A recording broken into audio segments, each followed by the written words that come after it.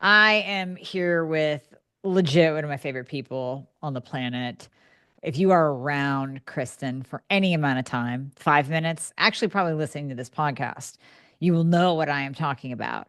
She is strength and peace mixed into one.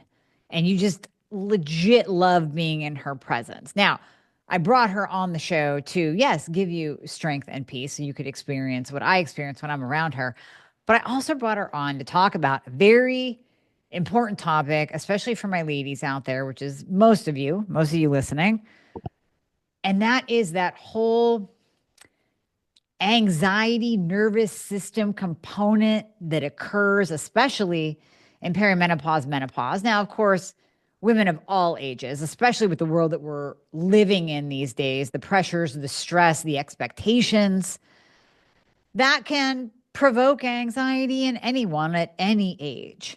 But then when you throw in fluctuating hormones and possibly thyroid issues on top of all the things that occur in perimenopause and menopause, you have a recipe for disaster for your body. And I'll let Kristin speak to this, but as we know, mood, anxiety, that nervous system, I don't know what the word is, like blow up. Really, it's almost like I feel like there's an explosion in people's nervous system, and I've been there. I've experienced it as well, where it's like you just want to put the pieces back together of yourself and you want to get back to being who you know that you are, and that strong woman, that calm woman, that peaceful woman that is freaking no longer present anymore because you are a ball of anxiety and you're set off at the smallest thing and you can't handle the stressors anymore that you once could.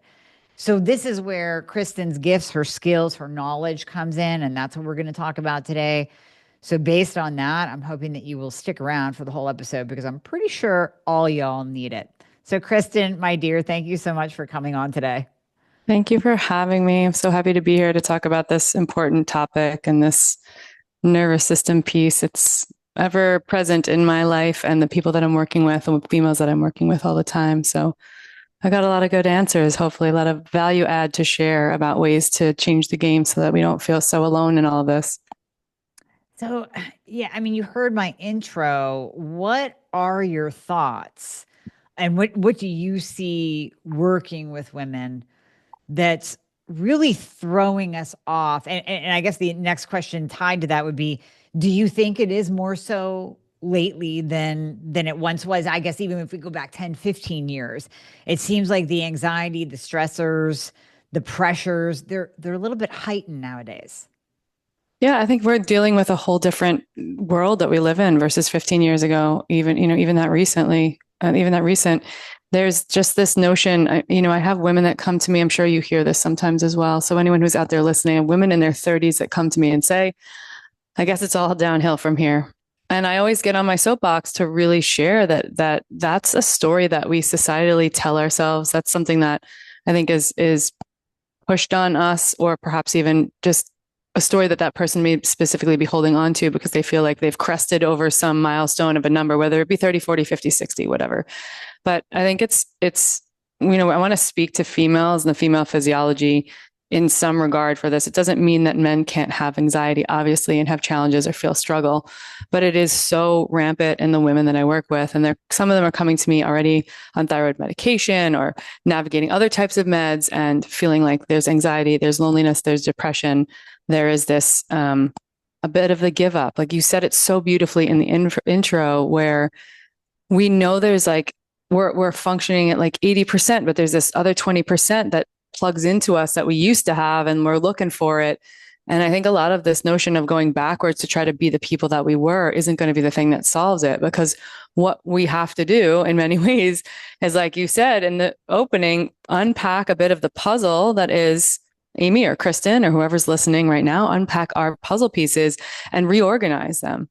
And partially because when we were young and our, teens, 20s, we were vibrant. We were also like less averse to burnout because we could just go and go and go and go and go and go and go. And my nervous system story, I always said for so many years, I never really had this like mess to masterpiece story. Like I never had this big crisis that then just changed me and made me into the different person that I am today. And what I've realized in the last few years, just very openly, is it's part of what's being woven into my life now is the realization that even as a nervous system coach, even as someone who works with breath and cold and females in this optimization space, I spent a lot of my life being hyper vigilant and then calling it, hey, I'm going to be in service to, I want to be in service of other human beings. But my nervous system was like, and in a sneaky little way, we're going to be in this state of hypervigilance, which is upregulation, which is not a place we want to be living for the majority of our lives. Right. And that is something I see in so many women I work with. I know you do as well, but a lot of executives, a lot of people running either big families, big teams, community players, and they have big dreams. And therefore, we're stepping forward very, abruptly forward all the time. And then this happens, this piece where we say, oh my goodness, someone just hit that stop button. It's like the stop button on the treadmill that no one's ever going to use, but like maybe we have to use it sometimes because we just went a little too fast. Like the life will give you that. Life will give you the stop button. And that's I think what we need to address and what I really want people to see coming before it actually hits a wall in a way that's just even more challenging, right? Definitely. And with that analogy, I was actually picturing that, like picturing that high speed, that sprint, and then all of a sudden you hit that stop button and it's like your world stops, but it doesn't feel good. Like Mm-mm. ultimately we want to slow down our pace and then maybe do a nice little stroll and do a cool down. We don't want to have that abrupt stop because that's jarring. I mean, it's jarring physically if we use the analogy of running on the treadmill. It's jarring emotionally when things are thrown into our life that we'll say throw us off more than what they once were. And you talked about the resiliency and really the way we were at a younger age where things didn't tip us off center so easily. And you use that term hypervigilance. Can you describe that so women can really get into what that means? Because for some people, they think hypervigilance to danger. Like I am hypervigilant when I walk down a dark alley at night. Maybe it's not a great idea, right? But that's not the case. It's almost like a daily, hourly thing where our nervous system is on high alert. Yeah, absolutely. It is an upregulated state of the nervous system. That is when we are hyper vigilant, just meaning we are checking and checking and checking and checking all the time our surroundings. So there's some interesting things to kind of unpack in this whole piece, which are, we when we talk about a feeling that we have or an emotional, I'm happy, right? Let's just say, hey, I'm happy today, or I'm sad today. That emotion is typically like our nervous system is checking in every 200 milliseconds on environmental changes and shifts and things. And so that's happening before we even realize it. So its job is to do that, smells and sights and sounds and noises and all those things, right? This is how our bodies evolved. And every 200 milliseconds, that check-in is happening. And it's kind of like an aggregation of those 50 or 100 of those. And then we say, oh, I feel happy. I feel sad. I feel lonely. I feel scared. And so it's really an aggregation that gets us to that feeling, that state, or that emotion. And when we talk about hypervigilance, it's like almost like that check-in is happening all the time. And then we're backing it up with an emotional state or a nervous system state that's actually checking in on all those check-ins.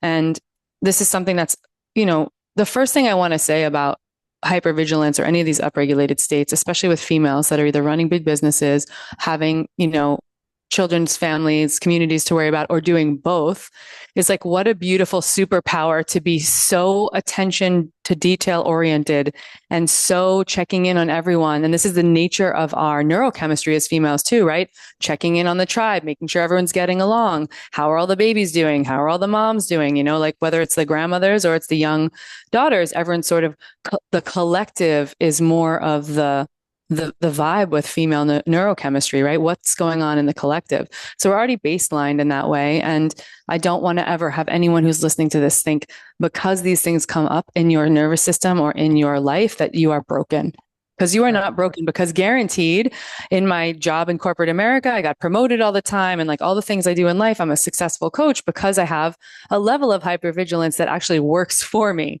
Yep. And no one wants to have it all the time. That's the real piece, right? This other thing to unpack is our goal in being resilient human beings and resilient females is to build really something that my mentor would call arousal flexibility.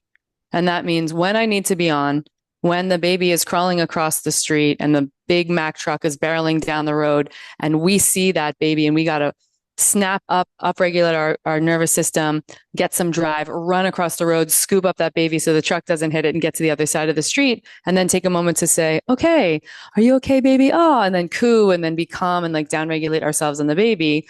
For an extreme example, we need to be able to do that. We need our nervous system to go into a vigilant state at some point, an upregulated state, right? To get some stress so that we can save the baby.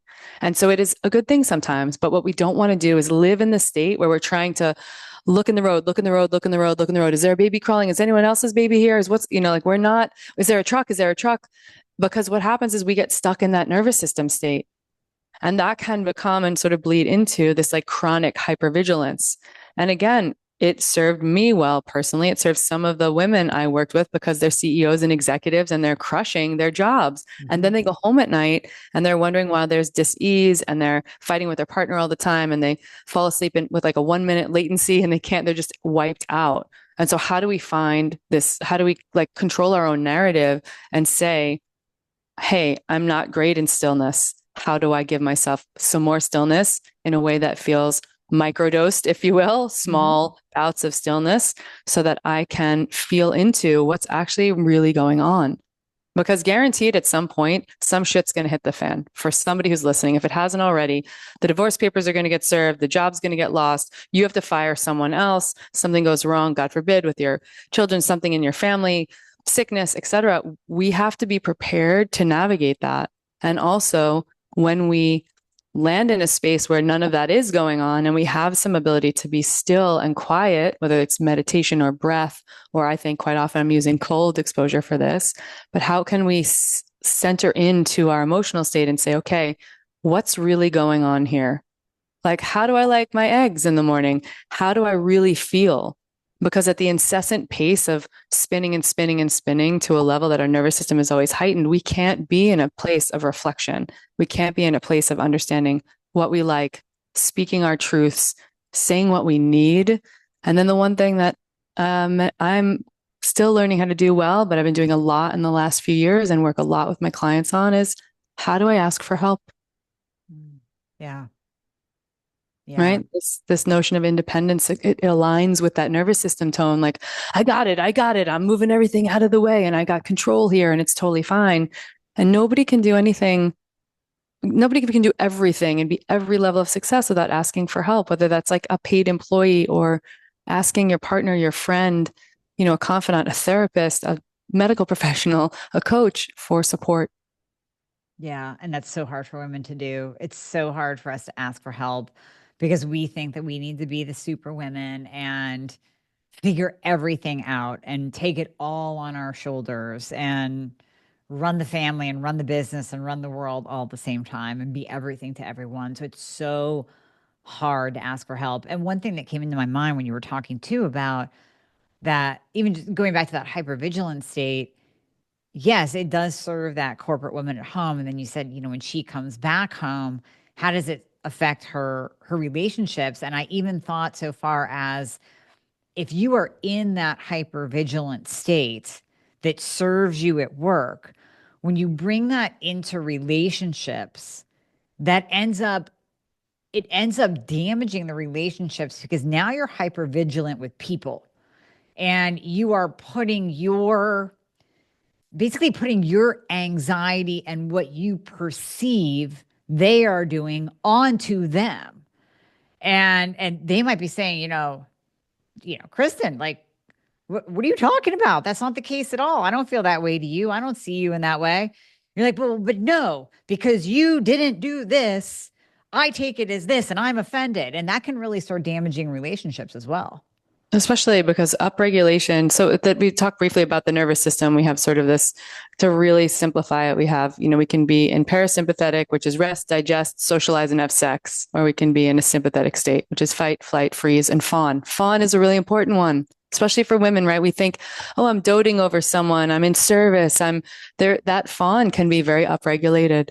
And a freeze state can kind of live also on the sort of the bottom of the chart, if you will. Like in parasympathetic, we can be so low that we are sort of in a depressive, frozen state, right? And Stephen Porges's work unpacks a lot of this, to deeper levels. But just to think about these two states of the nervous system and how we want to be. It doesn't matter if you're dating a man or a woman or whatever gender fluidity, whatever sexual preference is out there, we have roles that we play in our relationships.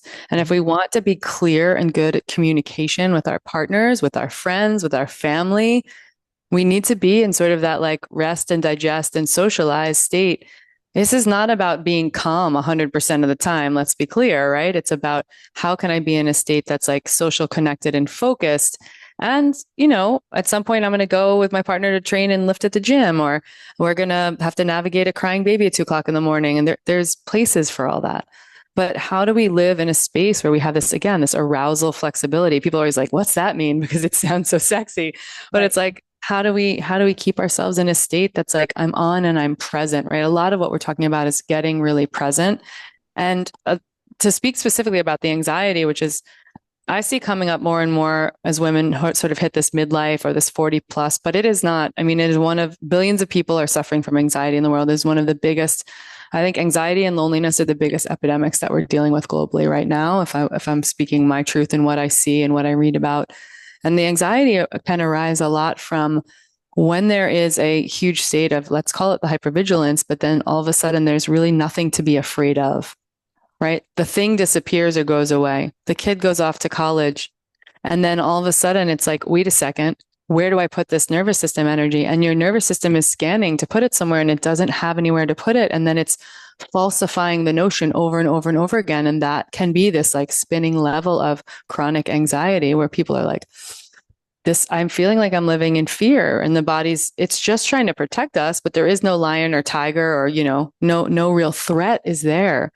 And yet the body is continuing to swirl in that. And that again can be very neurochemical, right? We get addicted to the hit of looking for the thing that we have to fix or solve or be in service of. And so how can we as females turn inward and be a bit more in service to ourselves? And how can we, speak our truths more? And I love to see women who sort of, either they're coming out of a breath work or cold or something I'm working with them in, or they're just, hey, I just turned 40. And all of a sudden, I think Janet Jackson said it, she turned 40 and she stopped giving a fuck.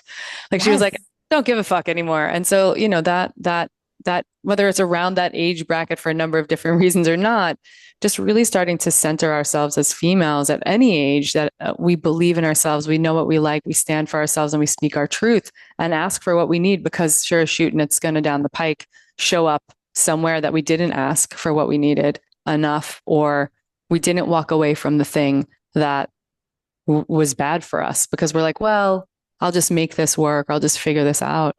And whether that's a job or a partner or a person or, anything, it's detrimental in the long run to everybody, to everybody's well-being.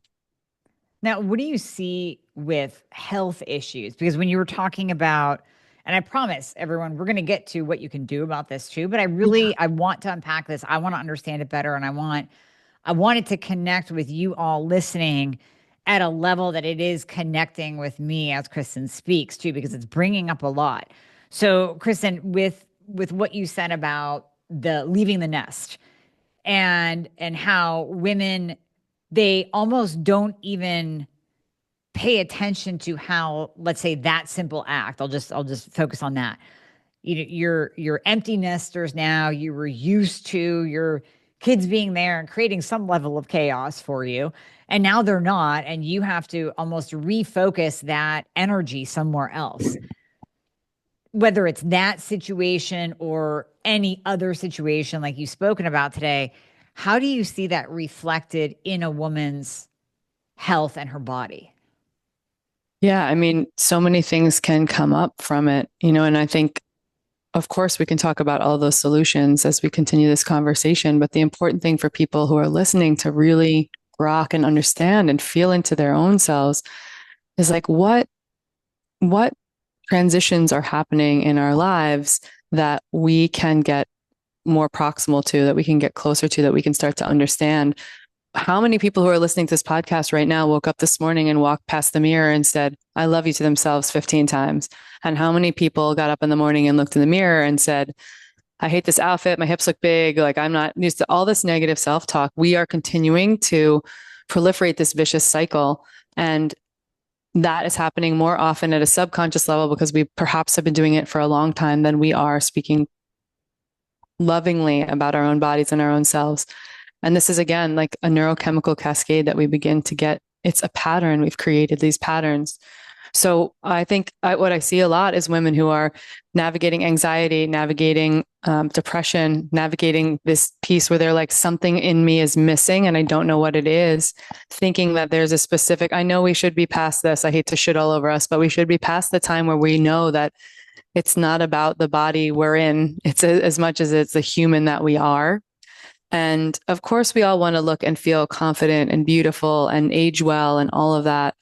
But you know, there was some famous older actress who was just like, you mean to tell me you're not going to go get the thing that's your dream because you have like a broken nose and a this and that, and you just feel like you have 4 wrinkles added to your face this week or whatever? Like, what are you doing? Because no man would ever be like, oh, I'm not going to go out and face this big, exciting thing that I'm really ready, have a little fear around, but I'm excited to tackle because I have a pimple or I don't have the right hat or whatever.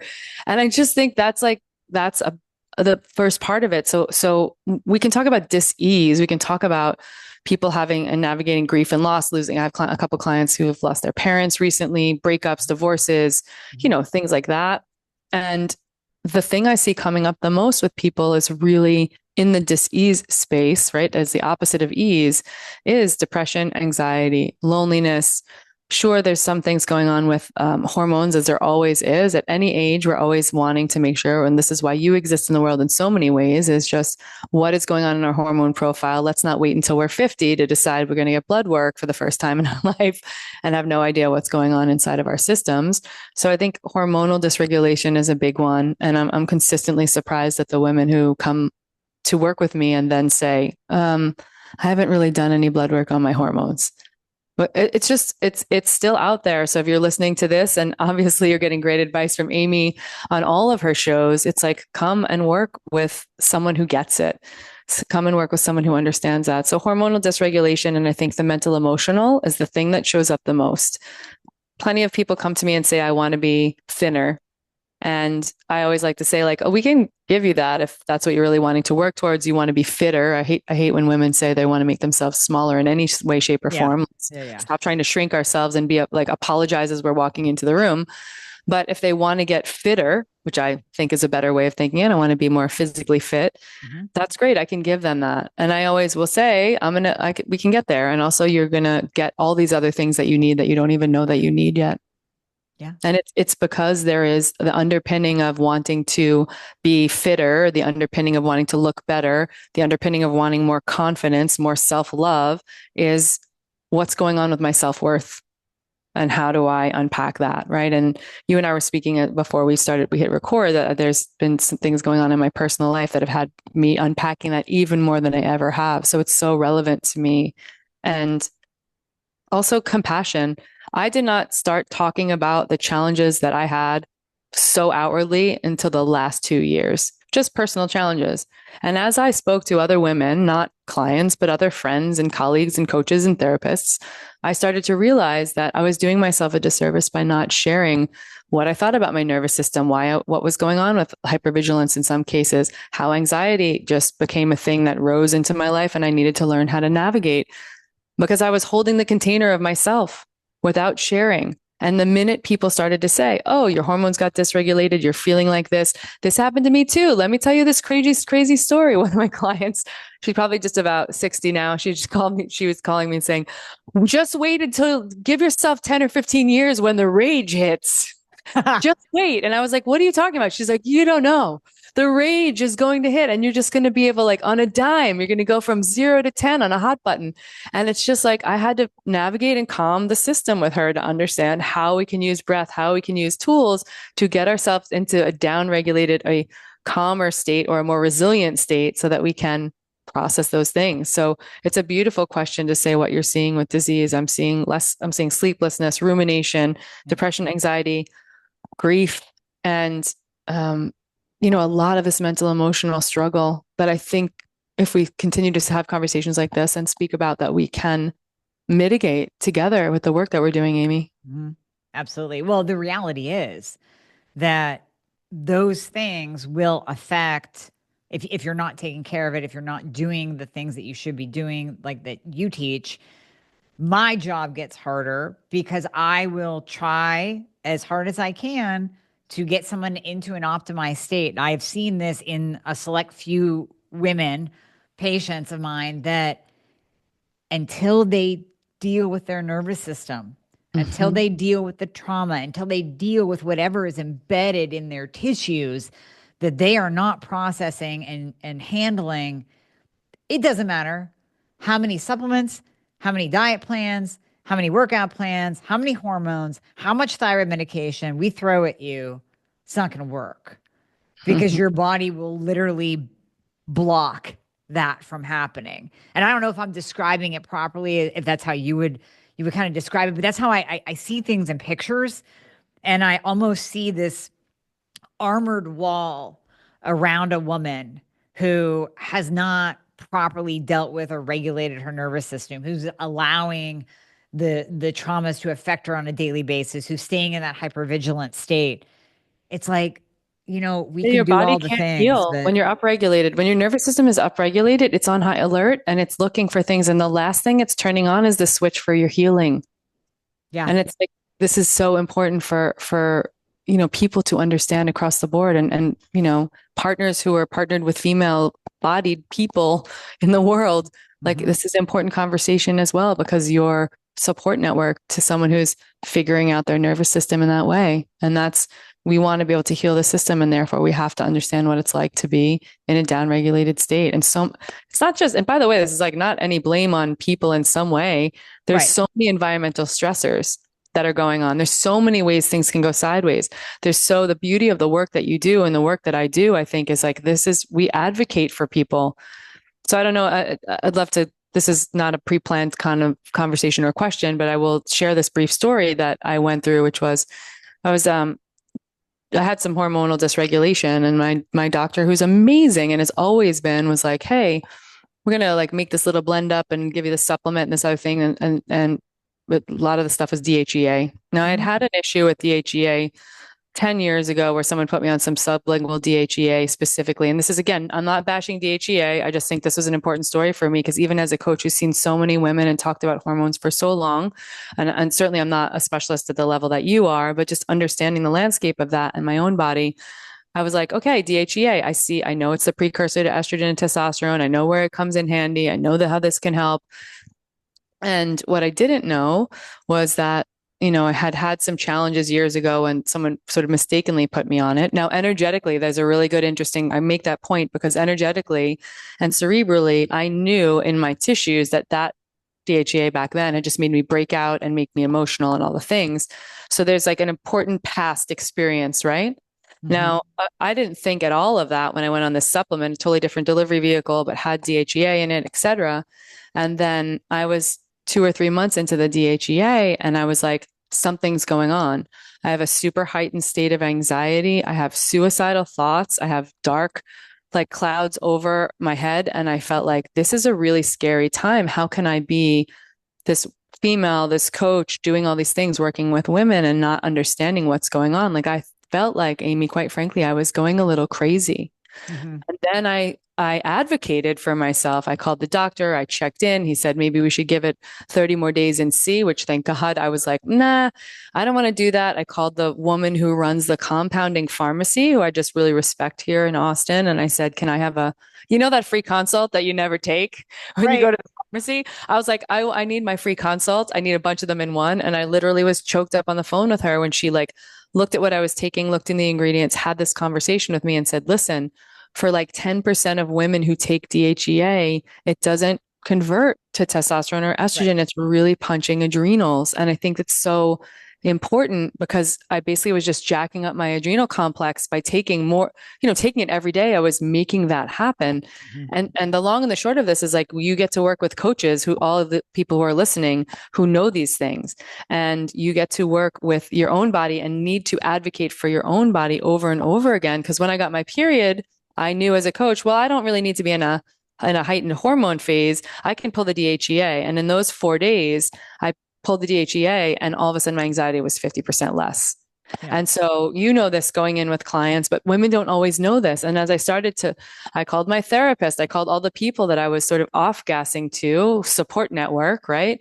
And I Mhm. said, I'm just going to tell you this story because I want you to hear this because this is why it's so important to advocate for yourself and so important to keep asking your coach the right questions, a medical professional, what have you, because these things exist. And you can go and buy them over the counter, a DHEA supplement. Right. Yeah.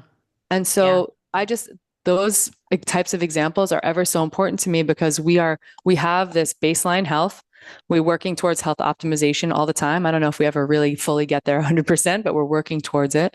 And then there's these little variables in between that are going to, as you know, make us so bio-individual. And then we need to navigate that mental, emotional again, because those are the things I'm seeing on the rise more than anything else. Yes, we're dealing with cancer. Yes, we're dealing with other disease states.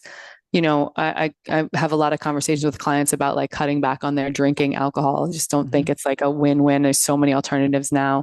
Yep. And a lot of these things really speak to or can shift your mental emotional state and your well-being. And this is to me what I think we are going to be navigating as females, at least as coaches and medical professionals as we move forward with society. Yeah. No, 100%. And yeah, just that for anyone listening, the DHEA conversation, I'm with you there. I think it's actually more like 60% don't tolerate it very well. Oh, wow. I'm Okay. just, yeah, I'm Yeah. not a huge fan. Like, let's just use testosterone.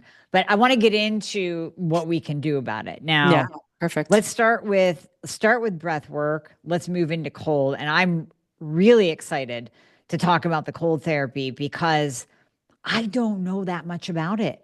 I Mm, know it's a biohacking tool. I have a cold plunge. I know that it browns white adipose tissue, but beyond that, I do not know all the different benefits. So I'm so excited to get to that. But let's start with breath amazing. because you need the breath to do the cold, right? Do I You do. have They go hand in glove. And it's like if I had $1 for every woman who was like, I just told you that I'm like having sleepless nights and have anxiety with my husband right now, and you're giving me these breathwork exercises, and that's all you want me to do for the next week before we talk again.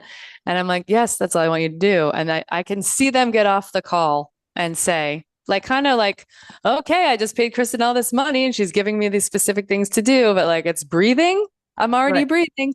And then a week later, they're like, I can't believe it. I slept through the night. I can't believe it. I downregulated my system enough to be like in a relaxed state to have a quick conversation instead of flying off the handle with my partner, etc.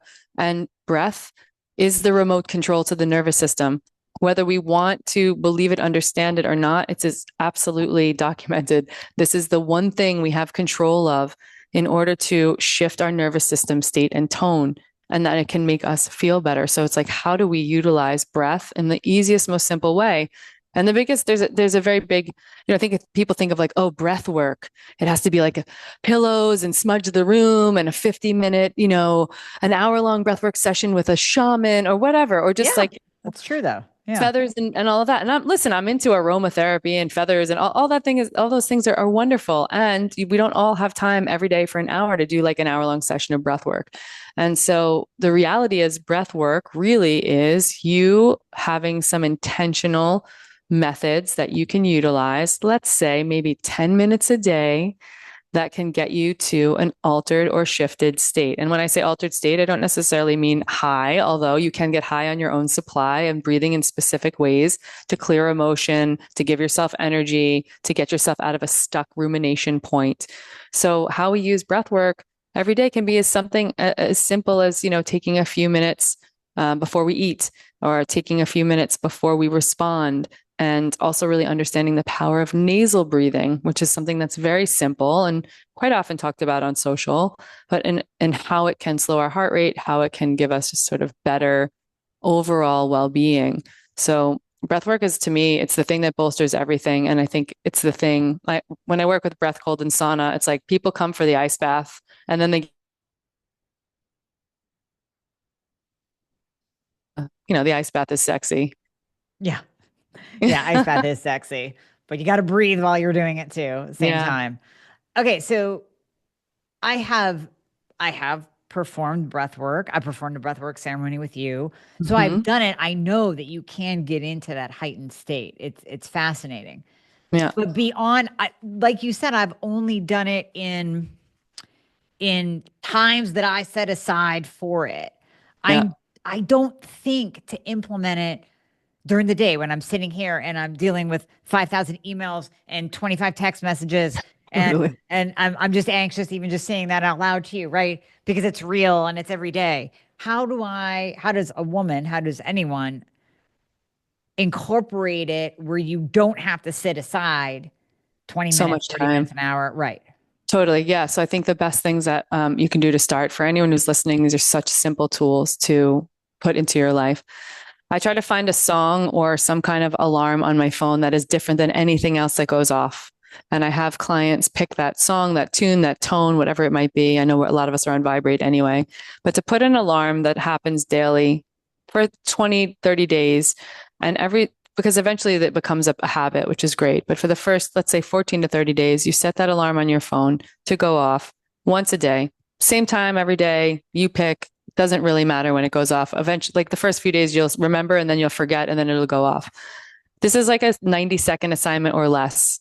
When that alarm goes off, I just want you to grow awareness around what's happening with your breath and your body. So the alarm goes off on your phone. You're like, oh, that's my favorite hip hop song. And then you say, what hole am I breathing out of? Meaning my nose or my mouth. What am I doing right now? How am I feeling? And how are those three things correlated? Right. And at the end of asking yourself those three questions, what am I doing right now? Like, what hole am I breathing out of? What am I doing right now? How am I feeling? At the end of those three questions, I tell women to, if they can, and you're not presenting at a conference or meeting, close your mouth and breathe through your nose for 60 seconds. Just slow your breath, long exhales, longer than your inhales if you can. Just breathe through your nose for 60 seconds. You can be on a Zoom call, you can do that. You don't have to ask those questions out loud.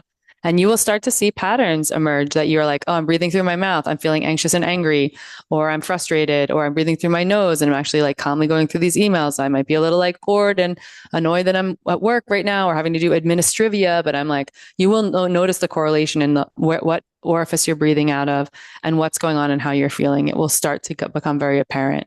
And that 60 seconds of breath work is just like it's like a one breath break, right? It's like inhaling through the nose, one or two times, and then you're exhaling the longest exhale. So you're doing that once or twice in 60 seconds so that you're really slowing your breath, slowing your heart rate.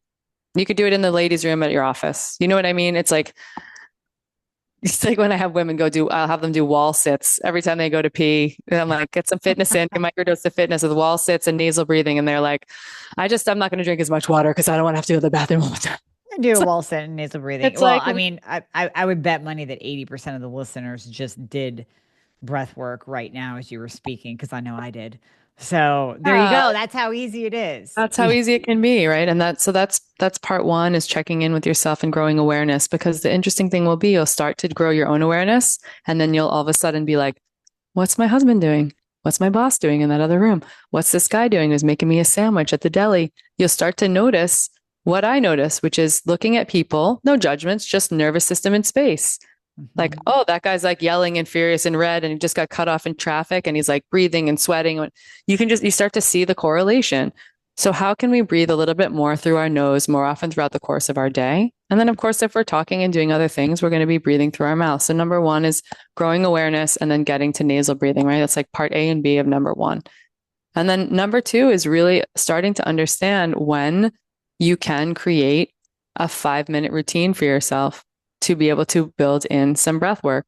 Now I had recently I just had a conversation with someone where it's like, hey, what can we do in the morning that will like change my life? I have 5 minutes. What can I do? And I'm like, okay, great. I heard this from someone along the way, and I really love it. Get up in the morning, go in the bathroom, tell you when you look in the mirror, look at yourself, tell yourself, I love you 10 or 15 times. I love you. I love you. Like even to make it be funny and fun and flirt with yourself in the mirror. Brush your teeth with the opposite hand. So we already got to brush our teeth anyway. So brush your teeth the opposite hand, right? It's like a little bit of neural rewiring and depatterning yourself from some things. Mm-hmm. And then make a choice for something you can do 3 minutes or so of breath work. Now, if you're going to breathe in and out of the mouth like a Wim Hof style or in through the nose, because you want to really wake yourself up because you're tired, right? That's an example of something you can breathe in through the nose, out through the mouth. And you could do that for a couple of minutes. My suggestion would be to sit down on the bed or a couch doing that because you could get a little dizzy, but it will amp up your system. And maybe you're nervous about a big day or you're asking for a raise or you're whatever's going on with your kids, your family, your job, your life, and you want to be able to actually center yourself and focus. I would use something like a box breath where I'm inhaling for a count of 4 or 6. I'm holding for that same count at the top. That hold is giving us a little bit of oxygenation. I'm exhaling. This is all nasal when you do a box breath to create some focus and clarity. And I'm holding at the bottom, right? Which is another it's like a micro stressor. It's pushing oxygen into the system. Because here's what people don't understand. And I don't know if you got this in school. And listeners, this is the 1 minute of science that you will get, which is what we don't understand about breath work is we think if we want to have more oxygen, more focus, more clarity, more emotional regulation that let's just breathe out a lot of air. Or let's take in big bellows of breath, breathe in big through the mouth, exhale through the mouth. But the best thing that we can do for breath, because here's the science, carbon dioxide in the body, levels of carbon dioxide in the body, they are what dictate how much oxygen you actually get in the system. So if you blow off and exhale too much out of the mouth, and we over mouth breathe as mouth breathers, we over breathe as humans. If you exhale too much, you're letting out too much carbon dioxide, and we want to have sufficient levels in the body that the carbon dioxide, which is the exchange, the gas exchange that happens to get the oxygen into our tissues. And that just means our brain, our body, our lungs, all of the tissues of the body. So we don't want to overbreathe through the mouth. And that's there's your science, but just understanding that you can breathe less vehemently, that you can breathe more nasally. And what you're actually doing by keeping your mouth closed is keeping your CO2 levels slightly higher so that you can get more oxygen and more focus. And that's why these small submaximal breath holds can actually make you feel clear, better, regulated, and all the things that we need to do. And that's 5 minutes in your day. That's so true. And you just simplified it so very much that really I can't see why someone couldn't incorporate this into their day. Now, even at night, as you're speaking, I got away from mouth taping because I had a cold and I couldn't breathe through my nose and I never got back to it. But now that I'm talking to you, I'm going to start back to the mouth taping at night because I find that actually improves my immune system when I'm not breathing through my mouth. And my husband likes it because I'm not snoring with my mouth hanging open, making noises. But what are your thoughts on mouth taping? It's better oxygen, better healing. When I years and years ago, like 8 years ago, I read about it and was like, this guy's crazy. I'm not doing that. And then I'm gonna try it. I think mouth taping can be good. I will say for people, there's some contraindications if you have really bad sleep apnea, if you have other, sleep disordered breathing that is under the supervision of a doctor. I think, navigating high levels of diabetes, things like that, just making sure that it's okay. And for people who I work with who have contraindications, I'll have them mouth tape a little while they're doing something like washing the dishes, just because they're awake, they're aware, and they're they're just playing, it's gamifying it for 20 minutes while you wash all the dishes or something and breathe through your nose. And again, you can just with little kids, here's one thing you don't do, mouth tape a bunch of little kids and the parents are watching in a fitness class. It looks a little awkward. But kids, I have them sip a thing of water and then see who can hold it in their mouth the longest, because what it forces them to do is nasal breathe. And they make mouth strips that go around the mouth for children as well. But I'm a fan of mouth taping for sleep for most people. I think it's a great practice to do. I will say this, you don't really get your money's worth unless you're mouth taping, let's say 12 to 14 days in a row. So you create a pattern in the body. Then you can go kind of off of it for a little bit until you notice that your mouth is all dry in the morning and you might be mouth breathing while you sleep. So it's just cycling it. And there's, so many ways to sort of play with that and get more oxygen in. But you can be before you go to sleep, you can do some like down regulation breathing. 2x breathing is good to unwind and soften the system so we don't go to bed in such a heightened state. That just means inhaling for a count of 3, exhaling for a count of 6, or inhaling for 4, exhaling for 8. It's just doing the math to get ourselves to unwind for 2 or 3 minutes before we go to bed. There's just so many ways that we can bolster the system with breath. It's endless. I mean, there's this, it's like, I want people to call me and like, I'll tell them all the things, we both know Danny, who works in the world of glucose management. And there's a ton of breathwork research around a couple different styles of pranayamic breath that you can do to regulate your glucose in 2 to 3 minutes before you eat. And that's like proven. And they did, beta testing with diabetic, non-diabetic, all the things. Mm-hmm. And then there's just my friend Richard Blake, who was just on my podcast, did a huge, one of the biggest studies ever done on conscious connected breath and anxiety. And really that's to speak specifically to when you have the time to do 20 to 40 minutes of sort of a mouth style breathing, laying down with the intention of helping process through some of the anxiety, some of the, let's just say, past traumas, without trying to trigger anybody with like the big T, little t thing, but just to process some emotion that's been stuck in the body. And these things are wins over like longer term sessions. I think his trials were like 8 weeks long, and really just improving people's anxiety levels over 50%. So there's a lot of things that we can do with the breath. And I know that sometimes it's like, I'm already breathing, but it's like, how are we already breathing? Yeah. Yeah. Oh, that's so good. That's so good. And for anyone that wants to go deeper, I mean, we're going to have in the show notes, we'll say it at the end, that they can certainly work with you to learn more about breath work. And then I think you even have a free download that we're giving people on. Mm-hmm. Yeah, I have a couple downloads of breath. And then and I work with people who are navigating, grief, loneliness, loss, going through things in their life that are challenging, anxiety. And I work with, I have an Olympic skater I work with, like professional athletes. There's no stone left unturned when it comes to using breath for better performance in life. Doesn't mean you have to be a professional athlete, but I'm working with sports teams with amazing results. I'm working with solo, like an Olympian that's just like getting it together, UFC fighters, and then just people like you and me who are just doing life and also wanting to improve how they feel every single day. Love it. Absolutely. That's the breath tip. Let's talk about cold. Cold. Tell me what I don't know, which is a lot. So the thing with cold exposure, ice plunging, wild swimming, any of that is, for anyone who's out there who feels like this is sort of, wow, that's a little scary, or I'm not quite up for that, or I don't like the cold. It's sort of like, welcome to the world. Most people don't like the cold in many ways. So I think that's a common misconception is, well, I don't like the cold, so I don't want to do cold therapy. Mm-hmm. And when we talk about the white fat converting to brown fat and brown fat burning more calories, that then women are like, wait a minute, it's fat loss? Hold on. And like, you don't even finish the sentence there. Right. Yeah. I mean, so there is that as well. But for me, the thing I will continue to advocate for, because I think it is the biggest win we have with humanity going forward, is there is no denying what happens at a neurochemical level when you get into an ice bath. The release of like the catecholamines in the body, the release of bliss chemicals, understanding that you get a hit of norepinephrine and epinephrine, or adrenaline, noradrenaline, same, and get a hit of dopamine. There was the big thing on social media was like 250% higher hit of dopamine than like your last Coke binge. You know what I mean?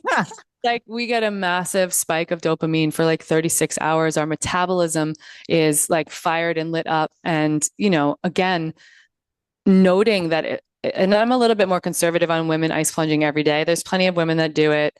I think if you have any kind of dysregulated hormone profile and anything else from a heightened state of stress going on in your life, I'm like, why chance it? Every other day, 3 times a week is sufficient. But if you notice that these like the neurochemistry of the body, the neurotransmitters, the hormones are going to be bolstered by getting in an ice bath every other day or every 2 days. Like you can ride that wave of emotional positivity by utilizing cold. Mm-hmm. And so could we in the morning start with some kind of cold water immersion tends to be sort of the best we see in the research and the literature, getting into an ice tub up to your neck, breathing through it in a way that feels like successful, doing 2 minutes, probably around 40 degrees. But if you don't have access to that, you can start with a cold shower. You throw yourself in a cold shower for 90 seconds or end on cold for a minute or two. Mm-hmm. Trust me, you'll be energized and rip, rare, and ready to go into your day. And that is a lot of this like neurochemical hit. We see better sleep outcomes, and there's just so much in the sense of our body creating things inside of it that help us sleep better, feel better, do the day better. And therefore, we in general can heal more because you get in an ice bath, you're not calm, right? You get in an ice bath, it's going to upregulate your nervous system. The beautiful thing is it is a modulator of cortisol. So this is a big pushback I get sometimes from females, like, I'm already stressed as I can be. Now, some days, let's be clear, the last 5 days before your period, you're stressed, shit's going sideways in your life, you have some bad phone call happen or what have you. Maybe you need a hot bubble bath. That's fine. Like, absolutely. Mm-hmm. But there is also something to be said in the times that I've been in really heightened states where I'm like, a 2-minute ice bath right now, not even pushing to 3 or more, is just going to get me to reset my nervous system. Because what happens is we get in the cold and we feel it and we breathe ourselves through it. Right. And we say, we can do this hard thing. And then when we get out, we have a parasympathetic rebound, which just means that the body is like, yo, we just survived this crazy thing. And now we can just be joyful and happy. And oh my God, let's celebrate. I've had women in Los Angeles who are some of the biggest movie producers who have to navigate $1 million budgets and staff and production teams beyond belief that were stoic as I've ever met in my life. On my rooftop in LA when I was doing coaching there and I had my ice bath on my rooftop. And I would be like, quite frankly, a little nervous, like, oh, this woman's a prestigious woman. She's very stoic, have an ice bath, coaching, a little breath, but then get out of the ice bath and be like dancing around in a towel, singing The Lion King. And what's like, I say that too, Amy, because what's so beautiful, and you have moments with clients like this, I'm sure as well. I got to see that woman in particular who I'm thinking of, like, this is what she was like when she was like 10 or 11 years old, right? This is like the baseline, the deepest levels of joy that live in this person. You get to sort of see that. And you know why she's eliciting that? Because her nervous system calmed down and got even and easy as she got out of the ice bath and felt like, wow, I survived and I can be in rest and digest and socialize and have sex and all the things, like all of those components, and really tap into these deepest levels of joy that exist in my body, in my being. And that to me is like, people are like, oh, it's just an ice bath on Instagram. That's just breath work. But it's so much more than that. This is where we learn what our deepest levels of joy of our joys are. And it's where we bring to the table this understanding, especially as women going through trials and tribulations who want to triumph. We're like, I could do this 3-minute ice bath. I got out of it. I can navigate hard things. And I know that I can step into my greatest capacity, whether that's managing perimenopause and menopausal fluctuations, whether it's kids going off to school, whether it's like, I don't care if it's your first boyfriend and you're 25 years old and you want to do the relationship right. We give ourselves this permission to step forward with the greatness that we've always had, because we sit in and breathe ourselves into a regulated state in cold water. And this is why I love doing what I do. And also I think there's plenty of people out there that are like, this isn't to say don't have fun. Don't go out with your friends and do an ice plunge and be like, woohoo, and get crazy. Yeah. Have fun. And also there is a gravity with which we are shifting the neurochemical cascade in the body that can absolutely change our bodies. And then as a result of knowing that we have this resiliency we're building, change our lives.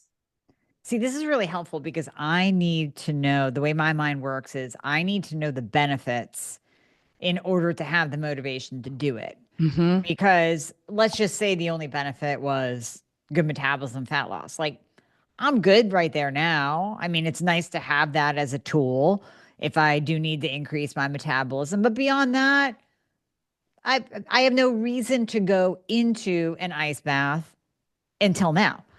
Learning the different benefits and how I can use it to my advantage. Yeah. Now I'm like, oh, you mean I can get in there when I'm all tense and anxious and stressed and actually have the opposite occur after I get out. I never realized that because truthfully, I would only get in the morning when I'm not stressed before I open 200 emails and have 25 text messages. So Yeah. so I never experienced that down regulation of my nervous system from a stressful event. Yeah, and it's a relatively like yes, do you have to put on a bathing? Well, if you have one in your house, you can just go naked or whatever. But like, do you have to take a couple minutes and change, and then get yourself to breathe calm for a minute or two, or whatever breathing style? There's many different ways to play that, and then get in the cold water. Yeah, it takes a little bit, and then dry off. Sure, there's a Right. little bit of that, but for something that's a relatively quick hit, it's really something that's accessible. And I have friends that are like, I don't have like all the ice and this and that. I have like one thing of ice that fills up overnight in my freezer. They put the coldest water they can in their tub and they do Yeah. that in the morning. There's companies coming out. There's a company called Chill Shark coming out with something that's like, you put it in the bathtub, it looks all sexy and matches your bathroom, and then you set it to go on in the morning before you wake up so that you have cold water and you can then plunge and then drain the water and go on with your day every day. And there's so many ways to slice this, and there's the benefits are immeasurable. And if someone's out there, especially if you're really struggling with anxiety and depression, yes, you should speak to people and your friends and have support and a therapist and doctors and all of those things.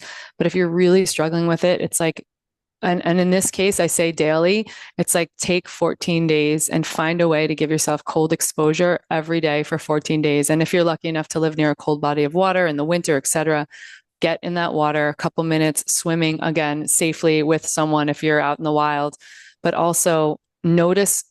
I just come back to me on day 15 and tell me that you don't feel markedly better because you will. And we are the humans that continue, and like females in so many ways are proliferating what's happening in the life and the world and the culture. And really, with humanity, there's so much of this conversation that goes on and how we can be better humans together and how we can, be in roles that we feel like we're comfortable in and work with our partners in whatever role that they're in, but navigating all of that. And if we're going to do that, we need to feel good in our own bodies. This is like self-care 101. And Mhm. so cold to me is just, I mean, I just told you when we first got on before we recorded that I moved into this building 7 days ago, and I decided to move into the building in Austin that I moved into because in this building on the 12th floor, they installed two cold plunges, a 10-person sauna, a steam room, and I can go and use them every day with clients. Of course, I have people Oh, can come here. I said my first client come here for an intensive for 3 days, and they can work with me and learn all of these things, and then you're set up for success. And so if I'm moving my entire life based on these things, I just would love for people to think, and if they knew me well, they'd know that's not something that I would do easily without cause. And the reason I moved into this building exclusively is really, whether as bougie as that might sound, is yeah. because the tools are here and they're accessible, right? I had my own ice bath for quite some time in many places I lived, but I wanted to be able to share it with clients in a space that was more accessible to all and people who came down to work with me. Mhm. That's Yeah. amazing. Oh, that's beautiful. Beautiful. Yeah. Now, question for you on the cold. Can someone get into a shower afterwards? Like I feel like there's all these rules with cold plunging. And sometimes I get hung up on the rules. Like, oh, wait, I should induce that shiver response and let that go instead of jumping into a warm shower afterwards, which negates the cold exposure. Or am I completely wrong there? No, no, no. I mean, look, I'm an advocate for people doing whatever they want to do for their bodies. It's like I'm not here to tell anyone what they should do with their bodies exactly, but I do know there are optimal ways to play this, right? If we're going to go to the lengths where we're either getting in a cold shower or even more, where we're getting in a cold plunge up to our neck at, sub 40 degrees Fahrenheit for three Mhm. minutes, and we're going to do that work, then we don't want to blunt the work by utilizing a sauna or utilizing a hot shower right away as soon as we get out. We want to give the space between, I say 5 minutes to people. It's really, like you said, getting that shiver response on, which is the signal to the body to cascade the neurochemistry, level up the cellular health, all of the longevity benefits live there. So Mhm. the shiver is sort of the important piece of that. And then continuing to navigate time and temperature so that you're having a reasonable shiver response, right? Now, I'm certainly telling people if you go wild swimming and you're out in the cold and the snow and you get out and you're freezing cold and you're like, I have to wait 5 minutes because Kristin said so. It's like, don't put yourself in a health jeopardy. Know where your heat source is, get into that sauna, get into your warm car, etc. Because I do plenty of ice hole dips as well. So sometimes 2 minutes and the cold whipping wind is like, okay, I'm good. You're still Yeah. going to shiver in the car, the sauna, or wherever you go next. But just making the space between. So don't use the device, don't use the sauna, let's say, or the hot shower to warm you back up. You want the body to do the work. And then conversely, when you get out of the sun, I see this all the time in contrast therapy, which just means going from real cold to real hot. Mm-hmm. People run from one to the other. And the thing is, you want the space between because that's where the good stuff happens, right? You get out of the sauna, they're super sweaty. Hopefully they shower. Sometimes they don't. And I'm like, people, please shower before you get in the ice bath. And all your toxins are floating in the soup of my ice bath. So going from the sauna and waiting 5 minutes for this like thermogenic response where the body cools itself off, then like a cool rinse and then get in the cold tub so that you're not letting the cold water do the work of cooling your body off. You're letting your body do the work. Same thing in the opposite direction, right? You want to let your body go through the shiver response because that's micro contractions of the muscles that are going to create heat and send all the right signals to your body and your brain. And then once the shivers cascade and finish in the body, get in the sauna and do your sauna vibes, you know? And, Suzanne Soberg, who kind of wrote the book on cold water swimming and whatnot, she has a very strong opinion. We hear, when she speaks to Andrew Huberman about ending on cold. I do prefer ending on cold. I think it's sort of a nice way to make the body, force the body to kind of heat up back again through the rest of the day. And, and I think we didn't talk a lot about sauna, but getting my beginner sauna master certification and more I continue to lead into heat therapy because it is a very viable option for reduction of all-cause mortality across the board. And you can't really be on your phone very long in the sauna because it dies. And you kind of forced some stillness. I'm here in Austin and I've been doing sauna breath and cold rituals here at a place called Kuya, which is in Austin. And it's been really, really well received where I'm bringing in some of these ancient practices and rituals that you might see in Europe or now even in New York City or places like Othership where there's towel waving, circulating the heat in the space, bringing aromatherapy, putting in snowballs, just making it a whole experience. So people can sit and close their eyes and breathe and unwind and get some reflection for what's going on in their lives day to day. People have a place to go where they're not drinking and they can commune and be flirty in their bathing suits or whatever it might be. But there's just this really beautiful thing that I think is happening in culture right now around breath and cold and sauna, where we're coming together as people and perhaps being slightly altered by the neurochemistry, but not out drinking, raging, partying, smoking like in the 80s when I was growing up. And, right. Just feeling into that. And so it's beautiful to watch that happen. That sounds amazing. It actually sounds like I want to go there right now. Like that sounds amazing. Just doing all that for your body. Yeah. Yeah. And then I want to touch on this before I let you go, because if you want to take it one step further. So you went over the breath work, you went over cold and even a little bit of contrast therapy those things alone can work wonders in the body to calm the nervous system, to help us with our anxiety, to really shift how the body is dealing with things as we move through, especially perimenopause, menopause, and all that midlife crisis that occurs. But I also want you to touch on next level plant medicine, plant therapy that I have not done it yet. I've done microdosing with you and on my own and with my friends, but I've never done a full journey. I do plan on doing it. I find it fascinating for anyone that has done a journey, how it is like immediate therapy, for lack of a better word. You can take people, and I'll let you expand on. This is just what I've heard and what I've experienced from talking with friends and colleagues that have gone through this. You could take someone that's done years of talk therapy, different therapists, different modalities, NLP, all the different things. And they do 1, 2 plant medicine journeys. They're like a new person. Now, I know that doesn't happen to every single person, but it's happened enough that I can honestly say, holy shit, there's something to this. Yeah. Yeah. And it's, what a beautiful topic to touch on.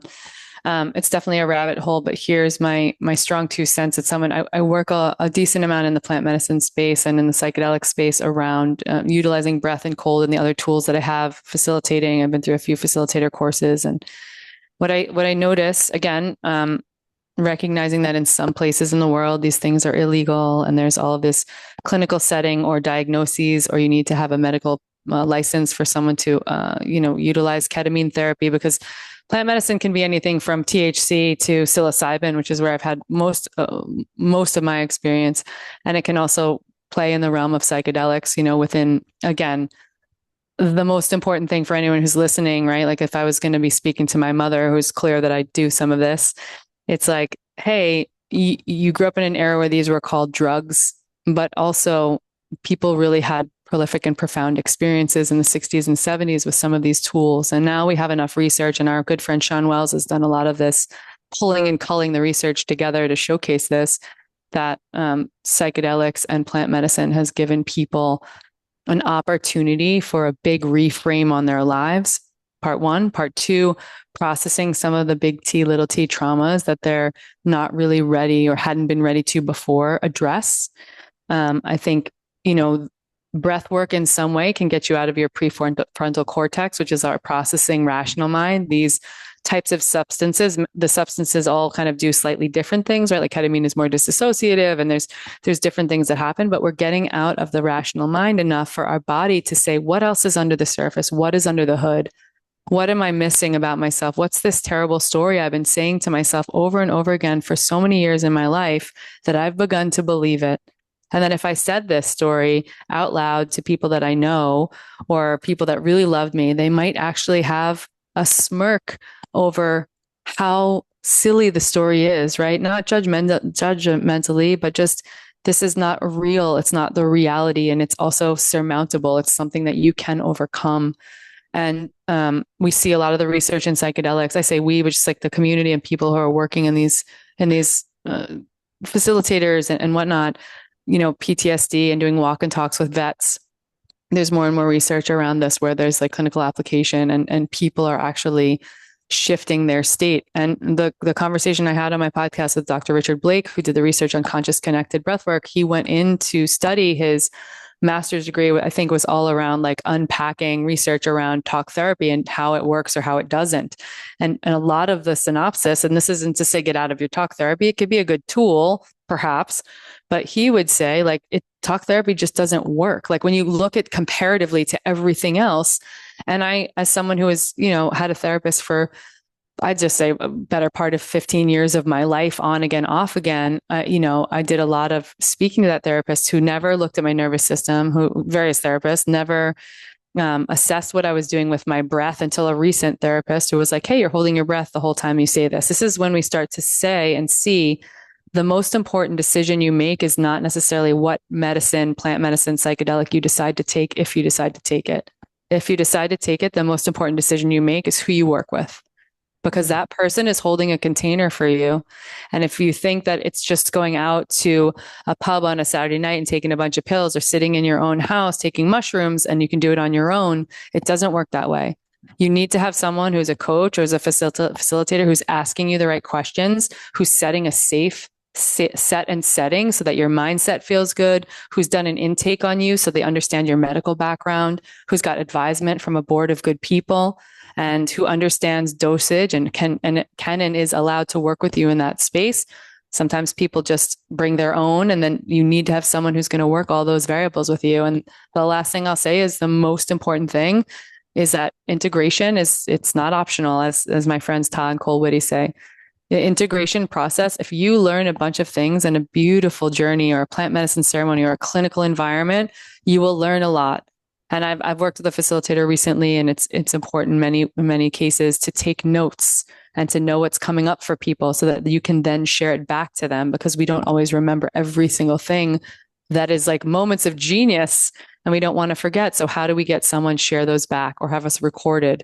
And how do we take those lessons that we've given ourselves, because they're either in us from, whether this sounds woo-woo or not, in us from our neurochemistry or our ancestry, because our parents' traits are passed down through, environmental factors, through genetics, through so many different ways. We have to have had some things passed down.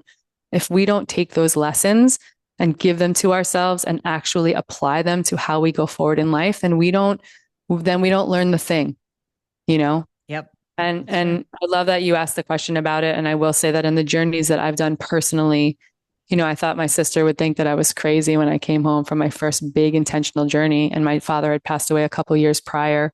And my sister was like, "How was it?" And I was like, I spent the weekend with dad. And she was like, what? But it Mhm. just, it grew me closer to the connection. Whether you believe of like that my dad is like a floating dude in the sky and I was having visuals, or you believe that like just at a cellular level with my eyes closed, I could feel energy from him, whether that's, real elicited energy that's in the ether, or that is like my entire life of memories of my father. I Mhm. can't give you the answer what happens after we pass away, but I can tell you that our cells and our body keeps score, and we know this. Yeah. And so we need to move the thoughts and feelings and emotions in a way that are not so practical and so linear, because that's not how we get to the solution. This is why talk therapy doesn't work to the same extent that some of these medicines work for. So that's my soapbox on that.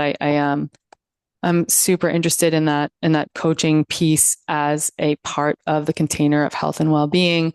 And I'm super open-minded when it comes to, yeah, sharing and having these conversations, because I know that there's a lot of stigma around it. But I think Mhm. that it can be super beneficial, especially with it. I work it with tools like breath and cold and sauna and life and nutrition and all the other things that we need to do. And that just takes it to a whole nother level. And I love that you meet people where they are in their readiness to deal with their anxiety, big T, little t, whatever it is that they want to work on a small level or on a big level. You're meeting them where they are and really matching their needs to that.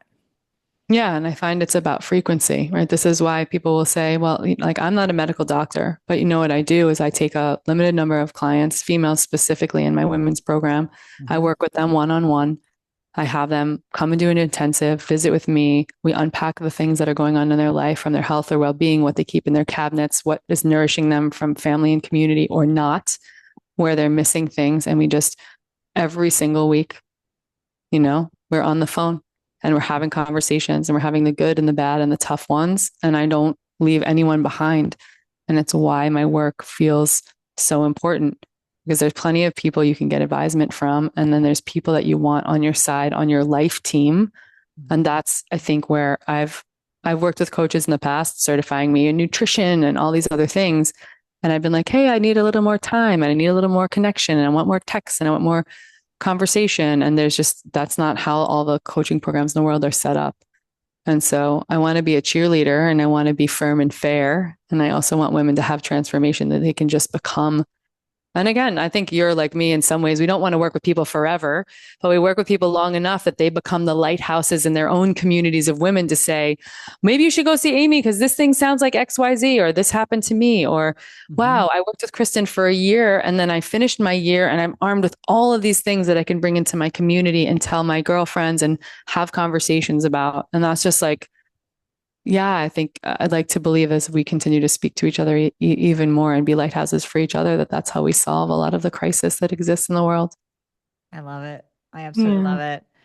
So, for anyone that does want to work with you, and we'll put all of this in the show notes, of course, but tell people where they can find you, how they can work with you. And then, like I mentioned earlier, we are going to put in there, which you have given us so graciously, a free breath and cold guided audio download. So, that's actually going Mm. to help people to work through exactly what we talked about today.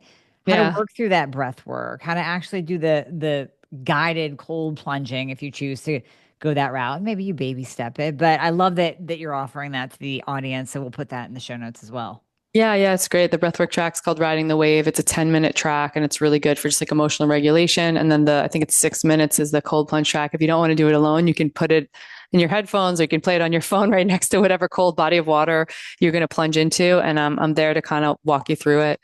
I can always be found at wellpower.life. I answer my own Instagram still. That's biohacking.breath.cold. And then for anyone who's coaching or facilitating or wanting to weave practices, or coaches of teams, universities, et cetera, that are wanting more breath and cold and heat for performance as well, Sherpa Breath and Cold is where I have the accreditation in that program. So it's a very twofold path. I cannot get to a million people alone. So I like to accredit coaches in this breath, cold, and heat space. And Mhm. then everything else that I'm doing with women that's like intensive and one on one work is through my work under Wellpower, wellpower.life. And again, Just find me. I'm Kristin Weitzel. I answer all my own stuff. I don't have 42 VAs answering my things because that tends to go sideways when people are asking personal questions. Ah, there you go. That's true. That Yeah. is very true. I love that. And that just speaks to who you are too. You have that personal touch. And did y'all hear the peace and the strength that I talked about earlier, Mm. right? In the very beginning? That is what you exude. And just in listening to your voice, and of course, you can jump on YouTube and check her out too on the video, but just listening to your voice is calming. Mm. So I can only imagine the beautiful women that work with you that get to that get to allow you to take them to another level in their being, whether it's regulating the nervous system, enlightening their mind, getting out of that past trauma, getting to that next level of consciousness. I love it. I just absolutely love it. So thank you so much Yeah. for your time today as well. Yeah, I'm happy to hold space for people and humans as they human, and I'm so thankful you held space for me today in this conversation. It was absolutely amazing. Absolutely amazing. So we'll put all of Kristin's info into the show notes so you all can find her. And thank you once again, my dear. Thanks for coming on. Yeah, absolutely.